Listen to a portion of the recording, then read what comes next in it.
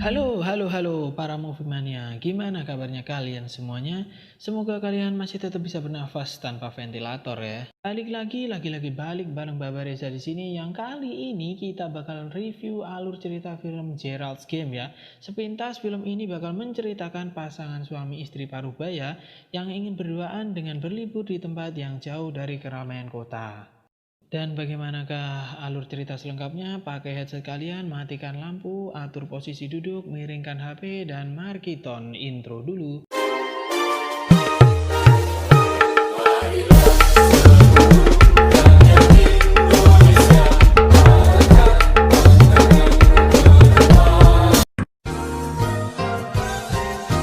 Terlihat seorang wanita yang sedang mempersiapkan pakaian seksi. Kemudian dilanjut dengan si pria yang juga mempersiapkan barang-barang dalam tas berisi baju serta borgol anjay, dan dimulailah film. Lanjut pada adegan berikutnya, sebuah mobil sedan yang berisi sepasang suami istri bernama Gerald dan istrinya bernama Jessie. Mereka berumuran parubaya nih dan saling berbicara tentang rencana mereka berlibur tanpa anak mereka agar bisa berdua seperti masa muda dulu dan akan baik-baik saja seperti kata si suami. Si istri yang selalu terlihat gelisah tiba-tiba bilang ke suami yang tidak fokus menyetir kalau di depan ada anjing. Seketika berhenti mendadak, bikin kaget aja nih si anjing, dasar anjing. Anjing tersebut terlihat acak-acakan dan kelaparan dengan bangkai tikus di depannya. Gerard kemudian mengklakson dan anjing tersebut minggir dari tengah jalan. Istrinya bicara kalau mungkin anjing itu ada yang punya melihat dia pakai kalung. Akhirnya sampailah mereka di suatu rumah tempat tujuan mereka berlibur. Ketika Gerard menerima telepon dari rekan kerjanya, kemudian Jessie berjalan-jalan sebentar di sekeliling tempat itu yang berada di dekat pantai. Lanjut pada mereka berdua yang sudah berada di dapur dengan Jessie yang melihat persediaan makanan di kulkas untuk stok seminggu mereka liburan. Jessie yang melihat ada daging di kulkas kemudian memotongnya dan memanggil anjing tadi untuk diberi makan. Anjing aja dikasih makan daging loh, saya tiap hari aja makannya kerupuk kok. Sementara Gerald yang di kamar yang sudah birahi nih, kemudian minum kapsul biru yang bentar nih. Kayaknya udah nggak asing ya, apakah ini oskadon? Nanti akan ada jawabannya ya. Dan akhirnya anjing yang ditunggu Jessie mendekat dari semak-semak tepi jalan dan langsung diberi daging itu sampai tiba-tiba Gerald datang dan menanyakan apa yang sebenarnya Jessie lakukan. Yang ngasih makan anjing lah, masa naik odong-odong, udah jelas masih nanya lagi ah. Terus Gerald ngomong kalau itu daging mahal, harganya sekitar Rp2.600.000. Seketika Jessie minta maaf karena dipikir ya di kulkas ada 4 buah. Dan dibalas Gerald bahwa kebaikan hati Jessie inilah yang membuatnya menikahinya. Dasar gombal, fuckboy veteran nih pasti. Setelah itu Gerald menyuruh Jessie membiarkan anjing itu makan daging tersebut dan mereka masuk rumah dengan bergandengan tangan tanpa menutup pintu, kan sangat bahaya. Lalu tibalah adegan ranjang nih yang kalian tunggu-tunggu semua, dasar. Langsung beralih ke ranjang nih dimana Jessie sudah pakai baju seksi yang masih ada tempelan harganya, lupa dicopot loh. Kok bisa? Dan menaruh tempelan harga tersebut di rak kemudian berbaring sampai akhirnya Gerald datang dengan membawa borgol sambil bilang dia cakep, kemudian ya cipok-cipokan lagi, cipok-cipokan mulu. Gerald kemudian minta Jessie diborgol dulu dan dia mengiyakan permintaan fetish Gerald ini. Setelah kedua tangan Jessie diborgol, mereka mulai bersiap-siap di posisi misionaris dan foreplay dulu. Gerald yang kehausan kemudian minum air dulu sambil Jessie melihat ada Viagra di samping wastafel. Gerald kembali mendekati Jessie sambil menaruh gelas minumannya di rak atas. Kemudian mereka berpura-pura bermain peran saat Gerald meminta Jessie untuk berteriak meminta pertolongan sampai tiba-tiba mulut Jessie dibekap Gerald dan Jessie ternyata mulai tidak nyaman dan dikira bagian dari peran, pikirnya Gerald nih. Jessie berteriak dan minta dilepas dari borgolnya karena terasa nggak nyaman dengan perkataan Gerald yang memakai kata-kata ayah. Jessie bilang dia nggak suka cara ini dan berkata kalau Gerald loh nggak pernah menyentuhnya selama berbulan-bulan. Dan sampai tiba-tiba Jessie memperbolehkan Gerald memainkan permainan seks yang ternyata punya fantasi yang aneh.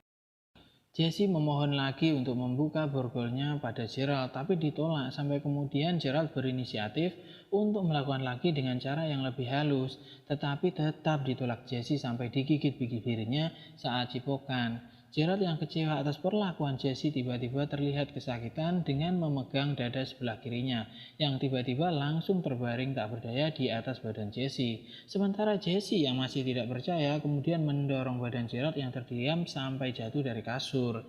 Jesse langsung menangis-nangis dan meronta-ronta dengan borgol sialan itu saat melihat Gerald yang meneriakinya terus sembari berteriak minta tolong, dilanjut dengan darah yang mengalir dari kepala Gerald. Jesse masih aja tetap teriak-teriak help, help, help. Mungkin teriaknya kalau tolong gitu ada yang ngerti ya. Kali ini di dekat pantai Pangandaran kali. Waktu sudah maghrib dan masih ngomong aja nih si Jesse sama Gerald buat bangun.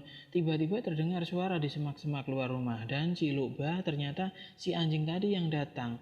Dia datang kemudian mengendus-ngendus jasad Gerald dan menggigit bagian lengan Gerald kemudian ditimpuk buku sama si Jesse. Jesse yang pikirannya udah nggak karuan kemudian berhalusinasi dengan adanya sosok Gerald yang bangun dengan kondisi kesakitan karena digigit anjing. Kemudian dia melihat jasad Gerald masih tergeletak di bawah. Bayangan Gerald ini memarahi Jesse karena memberi anjing itu makanan dan kini dia mendekatinya karena mencium bau darah yang lebih segar. Saat ini mereka hanya saling ribut aja masalah hubungan mereka yang renggang akhir-akhir ini. Karena Gerald yang sangat sibuk dengan kerjaannya dan Jesse juga yang nggak begitu peka terhadap Gerald, bayangan Gerald juga menyalahkan Jesse karena berjam-jam hanya berbaring teriak-teriak saja tanpa ada usaha, sambil mengatakan anak mereka tidak akan datang berkunjung dan tukang kebun sudah diliburkan selama 1 minggu karena semua ini sudah diatur oleh Gerald. Adegan berlanjut ketika Jesse mencoba untuk menarik tangannya dari borgol sambil bayangan Gerald bicara kalau itu semua bakal percuma dan hasilnya akan berakibat pada patah tulang tanpa bisa terlepas. Dan terlihat ternyata tangan Jesse bisa lepas dari borgol kemudian mematahkan kayu ranjang lalu tersenyum karena dia bisa lepas. Tapi bohong. Tetapi itu semua hanya angan-angan Jesse yang dilihat oleh Jesse sendiri bersama bayangan Gerald yang mengatakan bahwa Jesse sudah mulai gila. Selanjutnya nih datanglah bayangan Jesse yang menyemangati Jesse untuk melepaskan diri dari borgol dengan memberi contoh cerita hal-hal luar biasa yang dilakukan oleh seorang ibu dan mengatakan kalau Jesse punya kebiasaan tidur berjalan dan ternyata ada orang yang pernah memborgol Jesse sebelumnya. Sebelum Gerald lakukan itu, seketika bayangan Gerald bertanya, siapa dia? Jesse kemudian mencoba meraih handphone tetapi tidak sampai, sementara anjing tadi masih tetap makan daging Gerald. Jesse yang masih ditemani bayangan Gerald mengatakan kalau sebenarnya dia ingin memuaskan Gerald dan mengerti kalau dia pakai Viagra. Suatu malam soalnya dia dulu pernah mencoba bercocok tanam tanpa Viagra tetapi Johnny-nya ini nggak bisa berdiri. Sampai kemudian dia memulai bercocok tanam dengan fantasi yang aneh-aneh gitu, mencekik Jesse dan dia menjadi sangat bergairah. Ini kan fetish yang aneh banget sih ya kalau menurut gua. Waktu malam telah tiba, Jesse yang kehausan mencoba meraih gelas yang ditaruh Gerald tadi dan diminum dengan sedotan yang terbuat dari apa? Dari kertas harga bajunya tadi yang dirak. Anjay, sangat kreatif saat terdesak. Kemudian bayangan Gerald dan Jesse menyarankannya untuk tidur demi menghemat tenaga. Lanjut pada saat tengah malam, anjing tersebut tiba-tiba pergi nih karena mendengar ada langkah yang datang. Tiba-tiba Jesse yang terbangun, dia melihat seseorang berada di sudut kamar, tinggi besar bermuka pucat seperti apa gitu ya. Tiba-tiba dia tuh membuka sebuah kotak berisi tulang dan Jesse berkata bahwa dia itu tidak nyata lalu memejamkan matanya dan datanglah lagi bayangan Gerald mengatakan bahwa itu hantu dan mungkin saja bisa pindah ke bawah kasurnya. Kemudian dari bawah kasur muncullah seketika bayangan Gerald memakai kemeja dan memanggil Jesse dengan sebutan tikus. Dan dia mengatakan dia tidak mau dipanggil tikus, kemudian Jesse tertidur. Jesse memimpikan saat masa kecilnya dulu, waktu berlibur bersama bapaknya yang memakai kemeja sama seperti si Gerald tadi dan memanggilnya dengan sebutan tikus. Bersama ibu dan 2 adiknya, dia masuk ke sebuah rumah di tepi danau. Ibunya datang dan bicara dengan Jesse untuk mengajaknya naik perahu, tetapi takut dan menolak permintaan ibunya tersebut. Scene berpindah pada orang tua Jesse yang berdebat karena Jesse bersikap tidak sopan pada ibunya akhir-akhir ini, sementara ayahnya sangat memanjakannya selalu. Kemudian ibunya pergi dengan adik-adik Jesse, sementara dia dan ayahnya berdua di pinggir danau menunggu gerhana sambil mendengarkan lagu di radio. Lanjut, ayahnya memberikan Jessie kacamata khusus dan memintanya untuk memangku Jessie seperti saat dulu waktu kecil. Sementara gerhana hampir mencapai titik temunya, walaupun itu ide konyol, tetapi Jessie mengiyakannya. Dan sementara Jessie melihat gerhana, si bapaknya lo tahu ngapa? Dia tuh kayak kelihatan sange melihat pundak si Jessie dan tiba-tiba terdengar suara kayak orang buka celana kelutik-kelutik gitu loh. Kemudian coli, nggak jelas nih si bapak, aduh. Berpindah lagi saat Jessie dewasa terbangun dengan kakinya yang sedang kram sambil menjerit-jerit, ternyata badan Gerald juga masih terbujur kaku di lantai dengan dikerubungi lalat. Jessie kemudian lagi minum dan kram kakinya sembuh. Bayangan Gerald yang seolah-olah mengetahui mimpi buruk Jessie tadi mengatakan pada Jessie bahwa seharusnya itu diberitahukan kepada Gerald karena dalam pernikahan seharusnya tidak ada yang disembunyikan antar pasangan. Jessie mengatakan pada bayangan Gerald kalau bapaknya tidak memperkosanya, dia hanya coli. Sementara bayangan Jessie sendiri nih menanyakan apa yang seterusnya terjadi di kamar tidur. Lalu Jessie menjawab itu hanyalah pembicaraan biasa. Gerald berpindah mengatakan kalau makhluk yang tinggi besar kemarin adalah nyata karena terlihat jejak sepatu pada darah Gerald di lantai. Jessie tetap saja meyakinkan dirinya kalau itu semua tidak nyata. Gerald menyatakan dia bakal balik lagi malam ini. Kembali kepada gambaran Jessie pada masa kecilnya yang melepas baju seksinya tadi, datang ayahnya meminta maaf, kemudian ingin memberitahukan ibunya tentang itu tadi. Karena jika itu didengar ibunya dari orang lain, maka ini semua akan menjadi semakin gawat. Tetapi Jessie memohon pada bapaknya buat gak usah ngasih tahu dan dia bakal jaga rahasia tersebut seumur hidup. Jessie kecil kemudian berbaring di kasur dan kemudian kakinya tiba-tiba dijilat makhluk berwajah pucat tadi. Saat tiba-tiba Jessie dewasa bangun, ternyata kakinya juga dijilat anjing dan anjing tersebut mencoba menggigitnya. Karena gagal, anjing tersebut akhirnya makan daging Gerald lagi. Bayangan Gerald datang lagi nih dan mengatakan Jessie akan mati. Sementara akhirnya Jessie tertidur dan bermimpi lagi bertemu dirinya di masa kecil untuk meminta maaf padanya. Dan mengatakan itu semua untuk melindungi adik-adiknya yang mungkin juga bisa jadi korban dari bapak sialan itu. Berlanjut lagi saat mereka dulu makan malam bersama, Jessie kecil nggak sengaja memecahkan gelas, kemudian ayahnya membalut lukanya dan Jessie dewasa langsung mempunyai ide untuk mengiris kulit pergelangan tangannya demi terlepas dari borgol itu. Dengan gelas air minumnya tadi, dia pecahkan dan kemudian menggunakan belingnya untuk mengiris pergelangan tangannya. Kemudian menariknya sampai kulitnya kayak mau copot gitu. Ngilu loh anjay, tapi berhasil. Terus lanjut dia membuka borgol satunya dengan kunci untuk selanjutnya memerban lukanya dan keluar dari kamar.